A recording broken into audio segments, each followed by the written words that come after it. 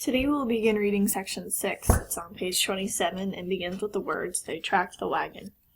Please be sure to annotate the text as you read, meaning you're circling and defining unknown words, underlining or starring passages you think are important, and questioning the text. Write all questions and comments in the margins of the book. They tracked the wagon trail through the night and into the next day, Tembo jogging easily alongside the great beast's long strides. Omika perched on the spear warrior's shoulders, chattering her wordless encouragement. From the freshness of the tracks and scents, Uraza could tell that they were gaining.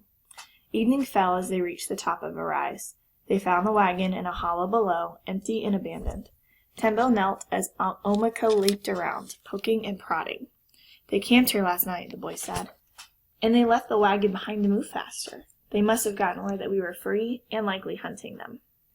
Uraza nodded as she sniffed the ground. Then they split into 4 groups, each going a different direction. She left unspoken the real problem. Even if they separated and she somehow trusted Tembo, they still would have no guarantee of catching up to the talisman. They examined the tracks in silence for several minutes, while Omika gleefully raided a bag of feed left behind in the wagon.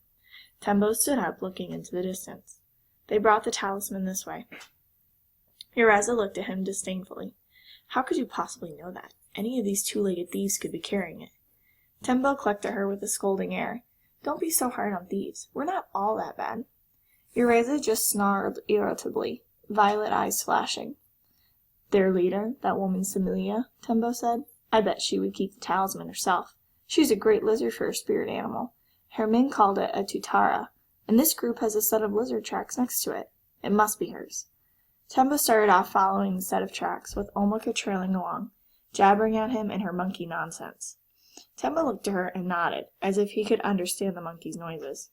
Humans might speak with words, but Uraza had often thought that the sounds that came out of their mouths were equally meaningless. As they drew farther away, Uraza looked at the camp. Then, with a noncommittal grunt, she lowered her head and padded along after him.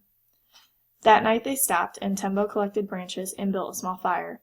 Uraza sat on her haunches and watched him quizzically as he spun a stick and a pile of tinder. "That will attract attention," Uraza said, "if whatever you're doing to the poor stick actually works at all." Tembo nodded. "We're near the village of Dakami.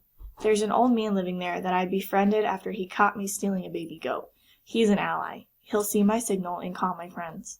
Uraza issued a full-throated noise, something between a growl and a purr. Tembo cast a wary glance in her direction, then quickly looked back at his work. Despite his bluster, Uraza could tell that the little warrior was still nervous around her, as he should be. She put her head down and watched as the fire caught. Tembo held his cloak over the small blaze, periodically pulling it back to send precisely timed bursts of smoke into the air. "Why?" she finally asked, when he had stamped out the fire.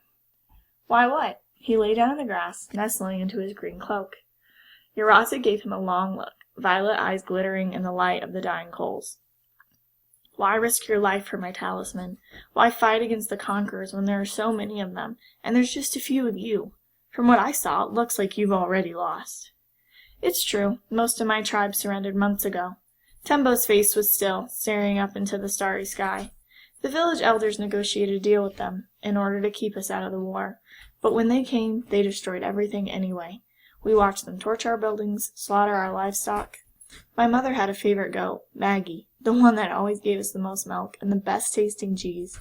That woman, Samilia, she killed it and ate it, right in front of us." Tembo fell silent for a moment, and Omika nuzzled up against him. "They didn't just take our livestock, our wealth. They took our way of life, our honor. The elders said we couldn't fight, that they were too strong. But that first night after we surrendered, I stole back Maggie's last wheel of cheese and gave it to my mother. And I realized there wasn't anything special about these conquerors. The next day, I decided to leave my village. I stole a green cloak from one of their officers in order to blend in with the grasslands, and fled." Uraza watched the boy, wondering at the arrogance that led him to take on an entire army alone. "I met in secret with young men and women I knew from other villages and nearby tribes. I heard the stories of what the conquerors had done and told them mine. Everywhere I went, I stole the invaders' supplies, sabotaged their wagons, and always made sure that someone got a glimpse of my cloak or Omika, so that they would know it hadn't been a local who was responsible. It was when they demanded that spirit animals stay in their dormant state that I started to gain allies.